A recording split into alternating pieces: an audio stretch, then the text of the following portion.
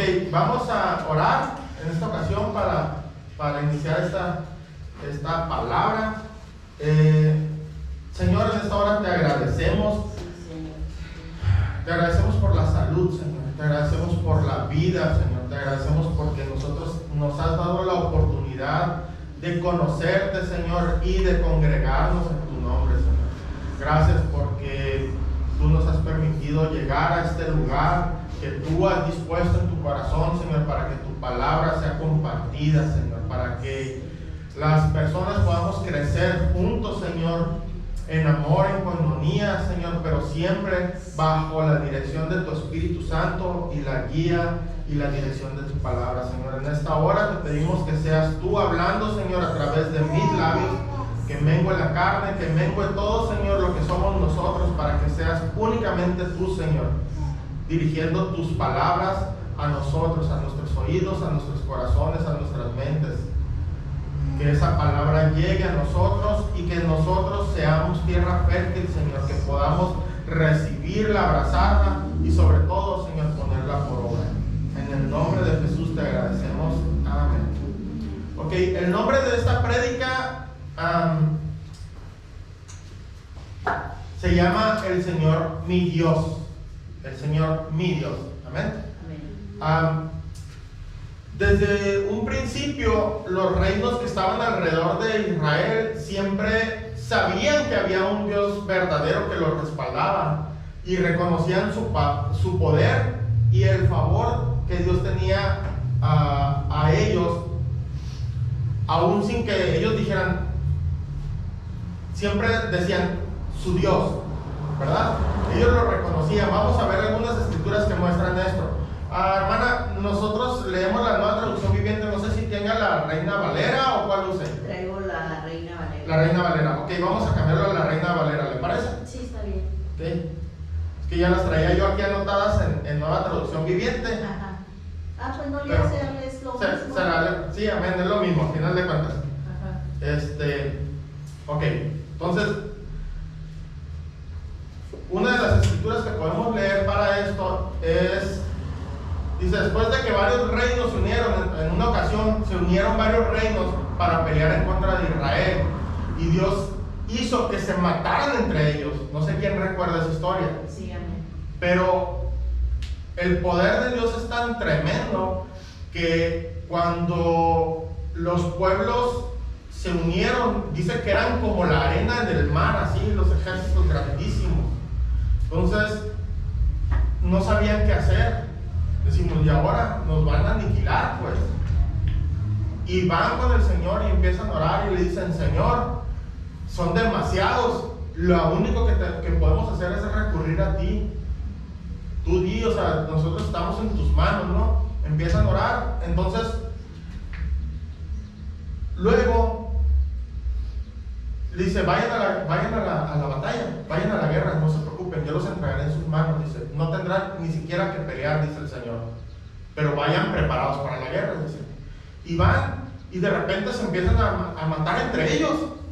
O sea, no sé si nos podemos imaginar esa imagen así de que vamos a la guerra y allá están nuestros enemigos, que son muchísimos, dice, como arena en el mar, dice, o sea, muchísima gente, y de repente se empiezan a matar entre ellos, se empiezan a pelear entre diferentes reinos, y luego entre ellos mismos, total que no quedan ni uno solo vivo. Dice, tardaron 3 días en recoger los despojos nada más de lo que Dios les entregó, así sin luchar. Y luego dice la escritura, después de esto, dice en 2 de Crónicas 20:29, dice, cuando todos los reinos vecinos oyeron que el Señor mismo había luchado contra los enemigos de Israel, el temor de Dios se apoderó de ellos. ¿Cómo dice?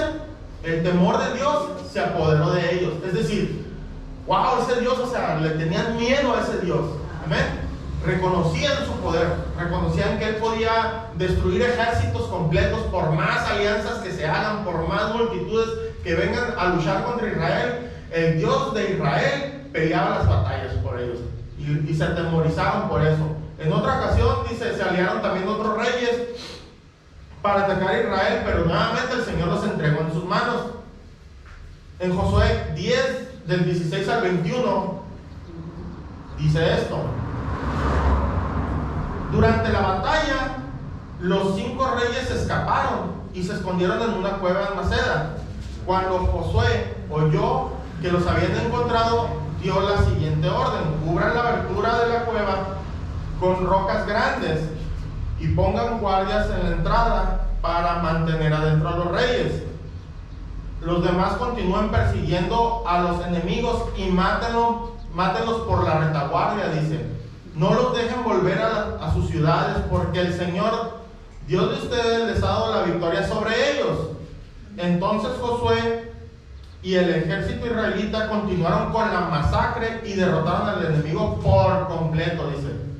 Exterminaron totalmente a los 5 ejércitos. Imagínense 5 ejércitos en contra de uno, que es de Israel. Con excepción de un pequeño grupo que logró llegar a sus ciudades fortificadas. Luego los israelitas volvieron a salvo al campamento de Maceda, donde estaba Josué. Después de eso, dice, nadie se atrevió a decir ni una sola palabra en contra de Israel. Eso está en Josué 10, 16 al 21. Ojo, dice, después de esto, nadie se atrevió a decir una sola palabra en contra de Israel. Imagínense nuevamente Dios demostrando que Él es soberano, demostrando su poder, demostrando su grandeza y su alcance, su mano fuerte, cubriendo a su pueblo. A tal grado que todos los pueblos vecinos decían, no, el Dios de Israel, aguas, o sea, ni te metas ahí, porque ejércitos con multitudes de guerreros los hace como nada. Los mata todos, luego licia los caballos y luego queman los carros de guerra, dice. O sea, todos los pueblos en ese entonces, todo el mundo sabía que había un Dios en Israel y que no se podían meter con ese pueblo, porque Dios lo respaldaba. Claro, hubo momentos, leemos en la Biblia, donde después Dios mismo, por los pecados y transgresiones de su pueblo, los castiga y Él mismo levanta enemigos en contra de Israel para que los conquisten. Pero esa es otra historia. Eso fue cuando Dios decide utilizar como herramienta a los demás pueblos para atacar a su pueblo que está siendo desobediente. Pero cuando Dios decide respaldarlos porque ellos están honrándolo, las naciones enteras del mundo sabían que nadie les podía hacer frente. Por más alianzas que hicieran, por más reinos que se unieran en contra de Israel, la mano del Señor siempre prevalecía en contra de ellos. Amén. Ahora, estos son unos ejemplos de lo que Dios hace por su pueblo, respaldándole las batallas que tenían, y los demás pueblos reconocían eso, ¿verdad? Y tenían ese temor porque sabían que Dios les favorecía siempre a sus guerreros.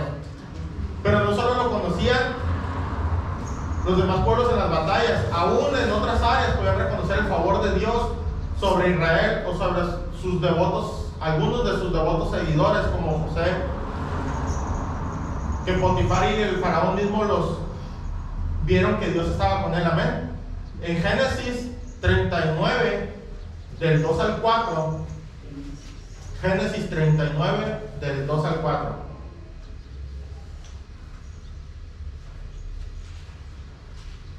La verdad es que si nos ponemos a analizar, vemos que durante todo el transcurso de la Biblia podemos ver la mano de Dios siempre favoreciendo a sus hijos, a su pueblo.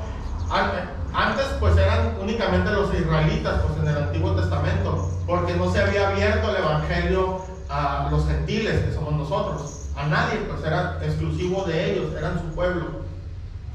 Sin embargo, había judaizantes, que había pueblos que se convertían al Señor y Dios los prosperaba. ¿Amén?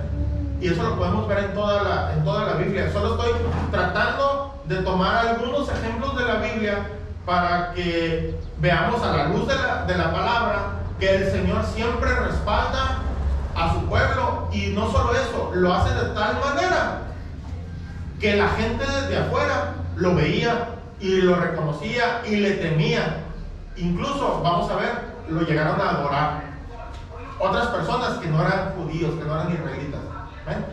Dice Génesis 39, 2, 4. El Señor estaba con José. ¿Recuerdan quién es José? Sí. El que lo vendieron sus hermanos como esclavo y va a Egipto. ¿Ok? Ese es José. El Señor estaba con José. Por eso tenía éxito en todo mientras servía en la casa de su amo egipcio. Potifar, que es su amo, lo notó, dice. Potifar lo notó. Y se dio cuenta, ojo, se dio cuenta de que el Señor estaba con José. Otra vez. Y se dio cuenta de que el Señor estaba con José. Estamos hablando de un egipcio. Alguien que cree en el rey Ram y Sam y no sé qué tantos reyes de la luna, del cielo, de la muerte, de la fertilidad, de mil cosas. Y dice, wow, el Señor está con él. A ese grado, la gracia del Señor y su favor estuvo en José, que reflejaba, de manera inminente, sin lugar a dudas, de que Dios, el único y verdadero Dios, estaba con ese hombre, con José. Dice, y se dio cuenta que el Señor estaba con José y le daba éxito en todo lo que hacía. Eso agradó a Potifar, dice, quien pronto nombró a José su asistente personal, lo puso a cargo de toda su casa y de todas sus posesiones. Amén. Eso está en Génesis 29. Ahora, también en Génesis 41, del 38 al 40, Génesis 41, del 38 al 40, el faraón mismo reconoce también el respaldo de Dios para con José. Fíjense lo que dice la palabra. Génesis 41, 38 al 40.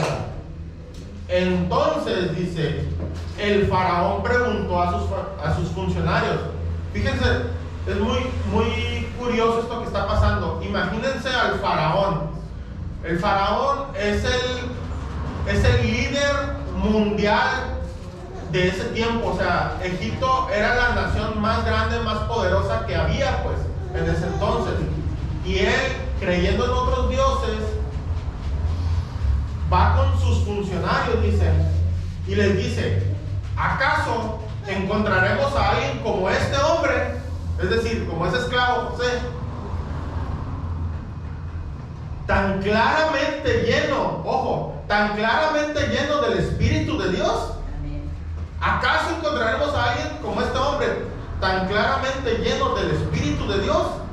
Así que el faraón dijo a José, como Dios, fíjate, como Dios te ha revelado el significado de los sueños a ti, es obvio que no hay nadie más sabio e inteligente que tú.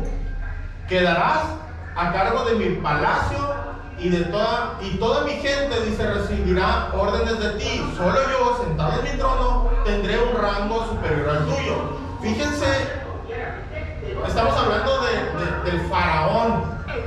Es como que, híjole, ¿qué podemos decir ahora? Como si juntáramos Estados Unidos, Rusia y China, que son las potencias mundiales, y de eso sacáramos un solo rey. Y ese es el faraón, pues. Del mundo conocido, es la potencia mayor, y lo pone a su igual. Dice, solo que yo tendré más rango que tú.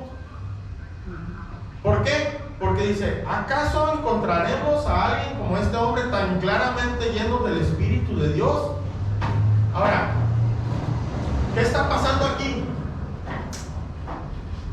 Nuevamente, la gente, estamos hablando de un egipcio, que sus raíces son, y su cultura son otros dioses, que no tienen nada que ver con Jehová, con el Señor. Sin embargo, todo el mundo podía ver que la mano de Dios estaba sobre José. Amén. Amén. Y lo reconocían. Ahora, también vamos a otra parte, en otro momento de la historia que viene en la palabra. El rey de Tiro, Hiram. ¿Quién se acuerda de Hiram? Amén. Aquí lo tenemos sentado a nuestra hermana Hiram. Ok. El rey de Tiro, al Salomón solicitarle apoyo para construir el templo del Señor, reconoce a Dios y lo alaba. Fíjense bien, lo alaba. Incluso en Primera de Reyes 5:7 vamos a leer esta parte. Fíjense, el rey de Tiro, Hiram, era amigo de David. Sin embargo, es de otro país. ¿Ok? Él no es israelita. Pero, fíjense lo que pasa aquí. Cuando Hiram, dice, Primera de Reyes 5:7, cuando Hiram recibió el mensaje de Salomón, porque en ese entonces Salomón le estaba diciendo, hey, tú conociste a mi padre fue un hombre que amaba a Dios, que lo honraba. Sin embargo, como era un varón de guerra, él tuvo en su corazón siempre construirle un templo a su Señor, pero por las guerras él no pudo hacerlo. Y el Señor mi Dios le prometió a mi padre que su hijo lo iba a suceder en el trono y que él es el que iba a construir el templo. Y he aquí que soy yo, dice. Yo soy ese hijo. Y aquí te estoy pidiendo que me ayudes, te estoy pidiendo que me mandes materiales, yo te voy a pagar. Es conocido también que los hombres que tú tienes de tu país son los mejores en tallar madera y labrar piedra. Necesito que me mandes obreros y yo te voy a pagar el precio justo que tú me digas. Entonces, dice, cuando Hiram recibió el mensaje de Salomón, se puso muy contento y dijo, alabado sea el Señor. Fíjense bien, alabado sea el Señor por haberle dado a David un hijo sabio para que sea rey de la gran nación de Israel. Alabado sea el Señor. Él lo reconocía, incluso llegó a alabarlo. Amén. Ahora, más adelante, la reina de Saba, ¿quiénes recuerdan la reina de Saba? Amén. Ella era una reina que es como India, al sur de India, algo así, ¿verdad? Sí. Ajá, es al sur de India. Ella viajó muchísimo, imagínense, desde abajo, así de la India, hasta arriba, hasta donde está Israel. Y porque ella había escuchado de las proezas, de la grandeza, de la sabiduría que Dios le había dado a Salomón. Y dijo, yo tengo que ir a ver eso. Y tengo que ir a consultarlo. Entonces ella viaja y le lleva presentes y bla, bla, bla. Ahí está la historia de ella. Podemos nosotros ver todo lo que pasa, ¿no? Pero llega un momento dado, en Primera de Reyes 10:9, donde dice, alabado sea el Señor tu Dios. Nuevamente, una persona que no cree en Dios, alaba a Dios. Dice, alabado sea el Señor tu Dios. Ok, la reina de Saba le está diciendo a Salomón, alabado sea el Señor tu Dios, quien se deleita en ti y te ha puesto en el trono de Israel. Debido, fíjense nomás lo que dicen estas palabras, debido al amor eterno del Señor por Israel. Wow. Él te ha hecho rey para que puedas gobernar con justicia y rectitud. Debido al amor eterno. Fíjate lo que reconoce esta reina de Saba. Debido al amor eterno del Señor por Israel, Él te ha puesto como rey para que puedas gobernar con justicia y rectitud. Y dice, alabado sea el Señor, tu Dios. Amén. Ahora, al igual que Hiram, la reina de Saba reconoce, y no solo reconoce, sino que alaban a Dios por el favor que ha dado al pueblo de Israel al poner un rey como Salomón. Pero yo pregunto, ¿cuántos creen en Dios? ¿Cuántos creemos en Dios? Dice, le puse aquí yo, todos creemos en Dios. Aún muchos ateos y científicos afirman, debe ser una fuerza mayor que creó todas las cosas. aún los ateos dicen, no acepto, pero hay algo mayor, pues. Aún los científicos reconocen que hay un Dios, por no decirle Dios, una fuerza o un poder mayor. Aún los científicos, los científicos, no charlatanes, sino científicos profesionales, serios, que son ateos, al final de sus carreras dicen, esto lo tuvo que haber, o sea, tiene que haber una fuerza mayor que haya creado esto, porque no hay manera de explicar tantas cosas. Incluso la teoría del Big Bang y todo eso, los científicos más serios, aún ateos, están en contra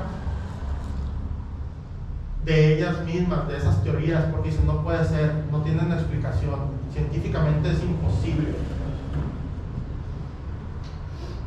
Reconocer a Dios no es seguirlo ni obedecerlo, incluso no es ser salvo. Aleluya. La reina de Saba, Hiram, el faraón, quizás fueron salvos porque la Biblia no nos muestra toda la vida de ellos, amén. Pero queremos pensar que con el convivir con personas como José, como Salomón, como guerreros, como Josafat, como Josué, en otros reinos, yo quiero pensar que el testimonio de lo que Dios hacía a través de sus vidas impactaba de tal manera que ellos buscaban al Señor y son salvos. Pero no nos lo dice la Biblia. Simple y sencillamente sabemos que en el momento en que se nos está relatando, o lo que están describiendo, la fracción que se nos está describiendo, es que sí, efectivamente, todos los reinos decían, wow, sí hay un Dios, definitivamente hay un Dios, o sea, y no te metas con el pueblo de Israel, porque ese Dios es poderoso, pues, y va a barrer con esta nación, si nosotros nos ponemos en contra de Israel. Hay muchas historias donde no solo en el Antiguo, sino en el Nuevo Testamento, la gente podía reconocer por qué iban detrás de Jesús. Porque simple y sencillamente reconocían el poder de Dios en su vida.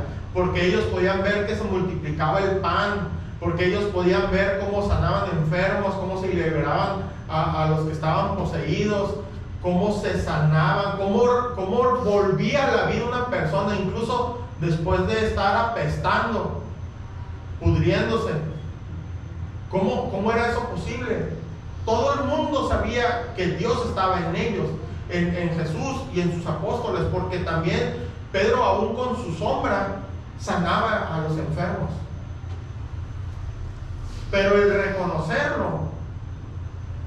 el poder de Dios en ciertas personas, no es hacerlo mi Dios. Amén.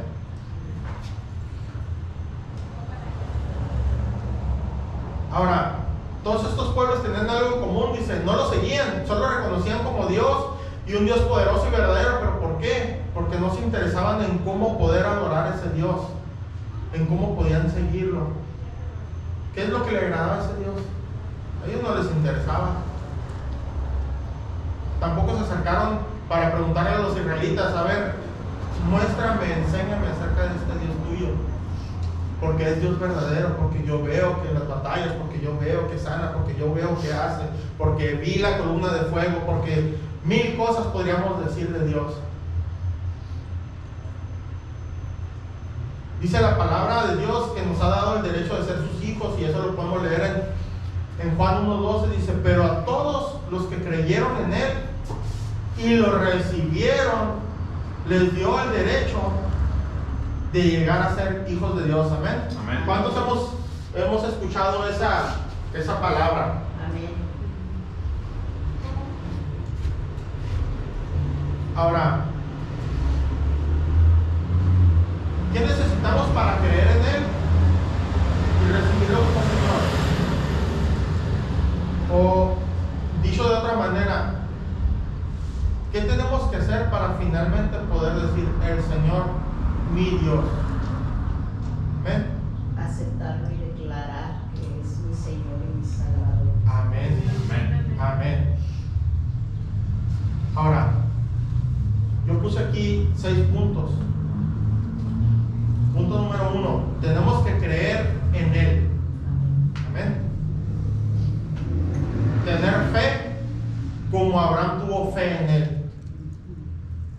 Abraham tuvo tanta fe que le fue contada por justicia, dice la palabra. Número 2, tenemos que adorarlo así como David lo adoraba. También en la palabra podemos ver cómo era el corazón de David alineado a Dios, y eso lo hacía un adorador. Tenemos que adorar a ese Dios. Tenemos que honrarlo. Número 3 dice, y obedecerlo, así como Job y como Daniel. Tanto Job como Daniel le obedecieron. Dice, tanto así que Dios mismo presume a Job al enemigo. Si leemos la palabra, podemos decirle, ¿qué dices de mi siervo Job? Le dice al diablo, tan perfecto, sin mancha, sin esto, sin lo otro. Empieza a halagar Dios a Job. Y Daniel en la misma manera era íntegro, como nos acaba de compartir la pastora en una predica. Tenemos que interceder. Número 4, tenemos que interceder así con la misma confianza que Esther, como Esther, que si intercedemos, Él obrará a nuestro favor. Amén. Esther, a pesar de estar su vida en peligro por presentarse delante del rey sin que se le mandara llamar, buscó interceder a favor de su pueblo, pues querían acabar con ellos. ¿Cuántos recuerdan esa historia? El rey, en las costumbres en ese entonces, es de que si el rey no mandaba a hablar a alguien, incluso a su esposa, ojo, si no la mandaba a llamar y ella venía y se presentaba delante del rey, ¿saben qué pasaba? Córtenle la cabeza. Esther era esposa del rey. Ella era israelita y querían destruir al pueblo de Israel. Entonces ella se pone a ayunar junto con los israelitas y decide arriesgar su vida y presentarse delante del rey sabiendo que peligraba. Dice, o sea, yo voy a presentarme delante del rey, quizás van a cortarme la cabeza por hacer esto, pero lo voy a hacer. Voy a tener fe en que si yo intercedo en favor de mi pueblo, el Señor, mi Dios, Él me va a ayudar. Amén. Amén.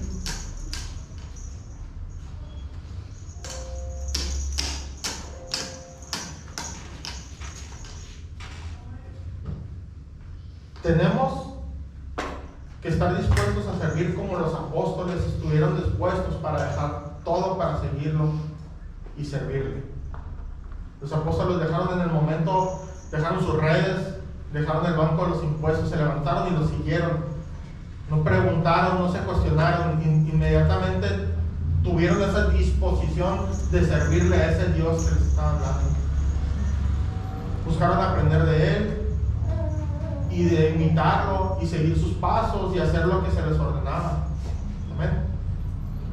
Sexto, el último paso, pero primero que debemos de hacer es arrepentirnos. Así como Pablo se arrepintió cuando el Señor lo tumbó del caballo y dijo que él era esclavo de Jesucristo porque había sido comprado a precio de sangre. Ahora, Pablo era considerado un cazacristiano, no sé si se acuerdan, buscaba siempre estrategias para erradicarlos de la tierra y acabar con esos creyentes de Jesucristo. Pero al aparecerse de Jesús, él cae rendido y decide dar la vuelta de 180 grados en su vida, y en lugar de cazar cristianos decide predicar de Jesucristo. Y fue tanto su cambio, era tan malo este hombre y tan mala fama tenía, que el Saulo de Tarso que cazaba a los cristianos tenía la fama de ser una amenaza para los cristianos, y ellos mismos tenían temor de aceptarlo como cristianos. Pero ese es el arrepentimiento, eso es lo que Dios hace en nuestras vidas. Nosotros fuimos un Saulo de Tarso en un área o en varias de nuestras vidas.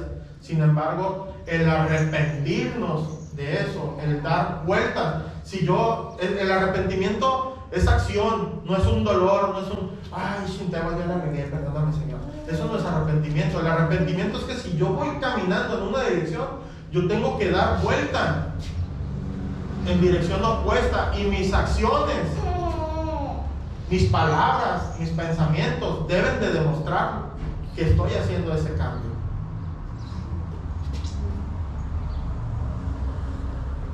Nuestro Señor Jesucristo ha dado la vida por nosotros. Él derramó su sangre para justificar nuestras vidas delante de Dios y darnos el derecho a través de la fe de ser hechos hijos de Él.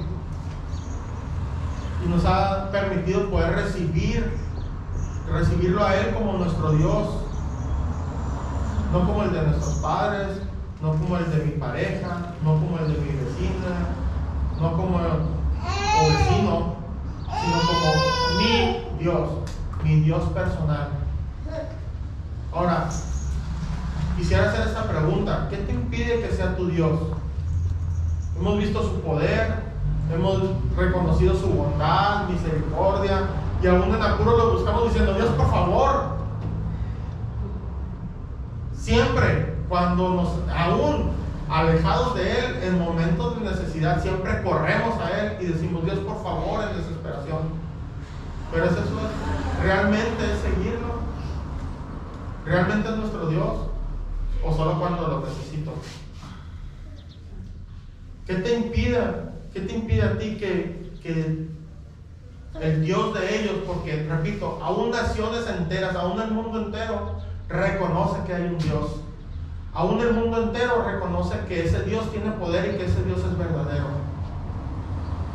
¿Qué te impide que ese Dios tú le puedas decir: el Señor, mi Dios?